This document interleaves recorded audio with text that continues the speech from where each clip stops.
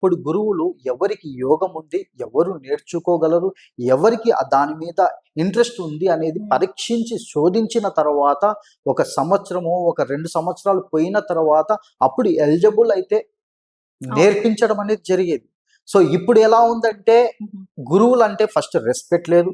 So గురువులు ఇచ్చే గురు మంత్రాన్ని సరిగా స్వీకరించిన తర్వాత గురువులకు మర్యాద ఇవ్వకపోగా ఇప్పుడు ఈ రోజు ఇస్తేనే రేపటి దినం నాకు దేవుడు కనిపించాలి, కాళీమాత కనిపించాలి, సో వీళ్ళందరూ కనిపించాలంటే ఎలా పాసిబుల్ అవుతుంది? సో దానికంటూ కొన్ని నిబంధనలు ఉంటాయి. ఆ నిబంధనలను మనం పాటించి చేసినప్పుడు మాత్రమే దీని యొక్క శక్తి అనేది మనకి రావడం అనేది జరుగుతుంది. ఆ శక్తి ఉత్పన్నమైనప్పుడు మనకి తెలియకుండా కానీ మన తేజస్సు అంటే ఆ ఫేస్ లో గ్లో ఫేస్ అనేది రావడం జరుగుతుంది. తన యొక్క నోటి మాట ద్వారా తాను కొన్ని విషయాలు ముందే గ్రహించగలడు, ముందే చెప్పగలడు. సో ఇలాంటి తాంత్రిక విద్యల్లో కొన్ని మంచివి ఉన్నాయి, కొన్ని చెడు కూడా ఉన్నాయి.